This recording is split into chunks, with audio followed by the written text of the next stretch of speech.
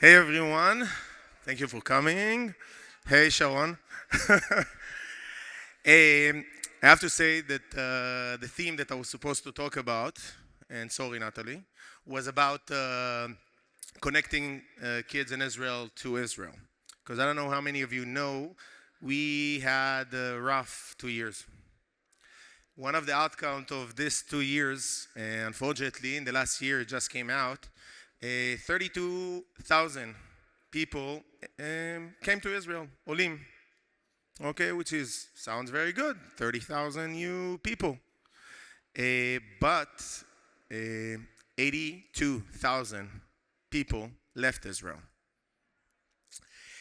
So I was supposed to talk about that, but after being here at conference for the last 2 years and hearing a lot about the word Zionism, I want to talk a little bit of the to share with you the best lesson that I learned about Zionism. And it takes me back when I was a child.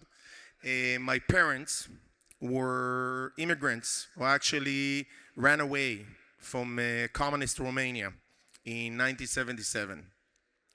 And my father joined the IDF, and as a small child, when I was fifth grader, I learned about Zionism.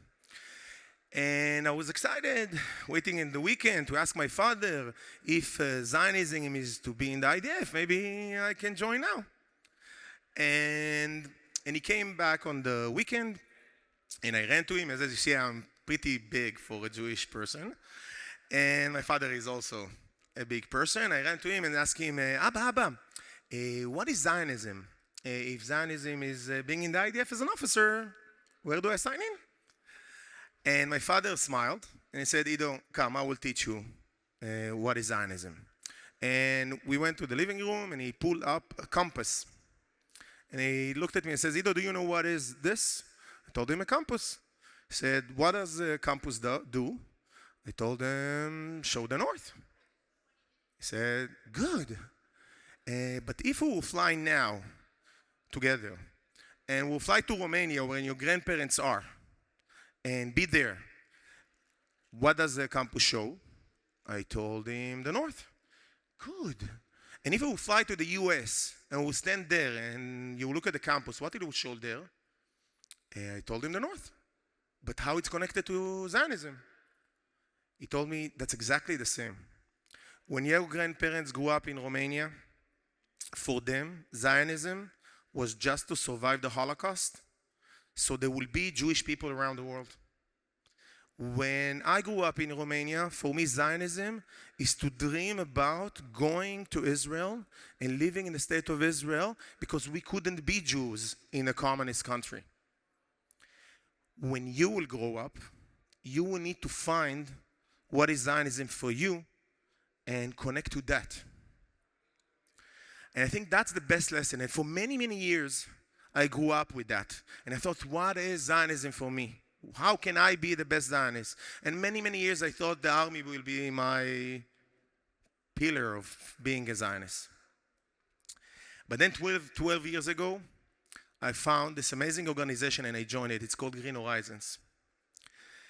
And the essence of Green Horizons, and I will describe it very shortly, is to connect kids to the land of Israel since they are kids through outdoor experiential education. And yeah, it sounds big, but I will explain it very simple.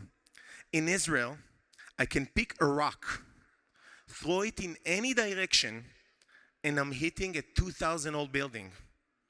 Every important part of history in the world passed through Israel. The Roman Empire, the Greek, even Napoleon tried to come to Israel. So how come we're taking our kids and putting them in a classroom and teaching them about David fighting Goliath, where we can drive 20 minutes from Tel Aviv, 30 minutes from Jerusalem, stand there in the Ela Valley and tell the kid, look, dear kid, Goliath stood here, David stood there, he picked a rock, throw it in this direction, and the rest is history.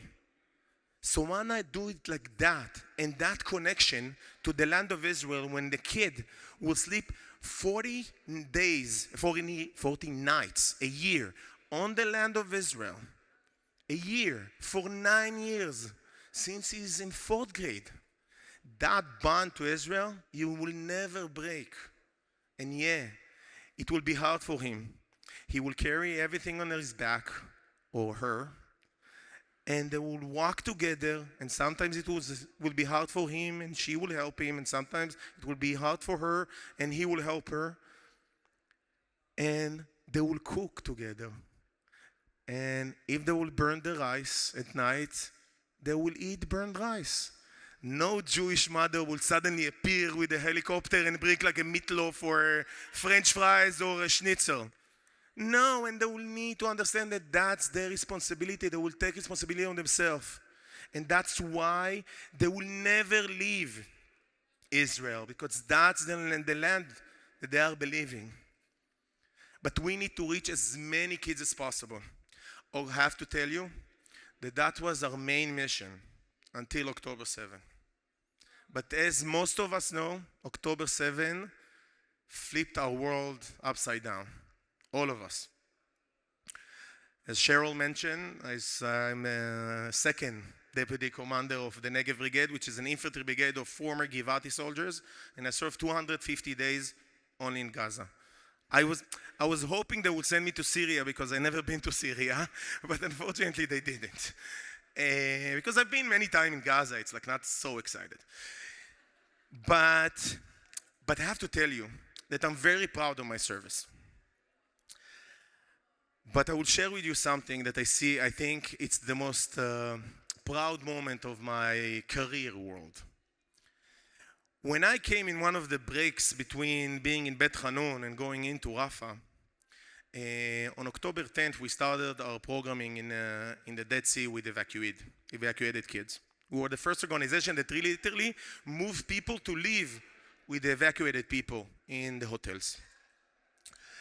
And I remember myself going some, and it was after a few months. And before that, I was many times in the Dead Sea to see the hotels, and I didn't see kids in the lobby.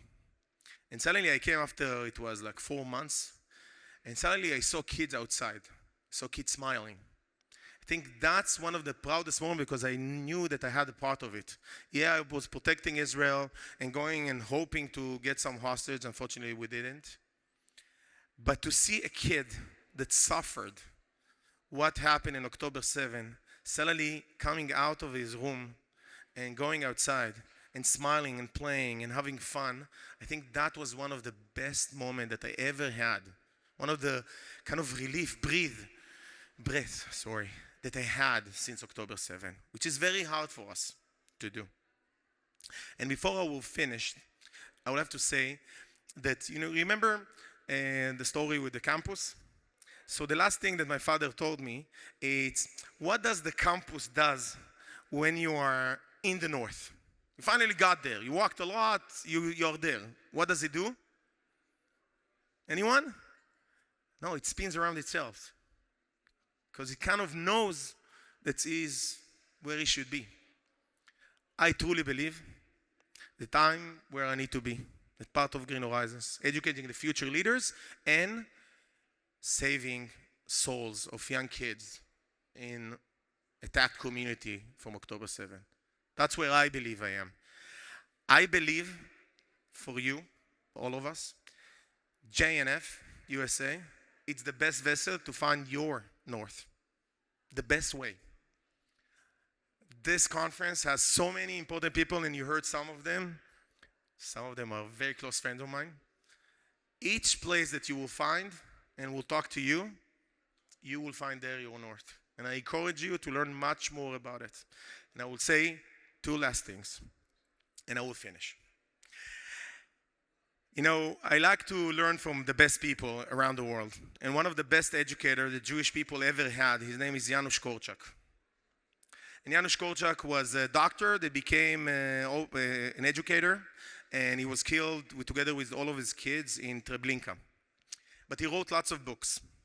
And a very, quote that I take whenever I go, he says that he who wants to invest in days should harvest wheat.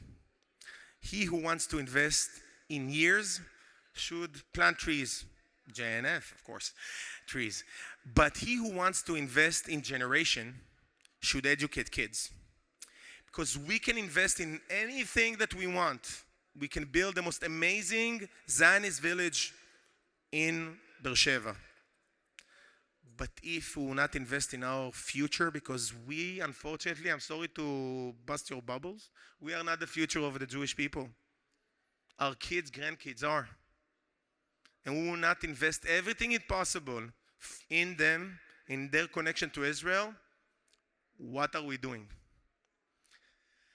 Last thing, we are having in 12 a meeting about Green Horizons in room 320. If anyone wants to come and learn much more about our activities, it will be an amazing panel, amazing people. Unfortunately, you will need to hear more from me. But thank you very much for listening. Thank you for being here. Thank you for supporting Israel. And I'm happy to be here. Thank you.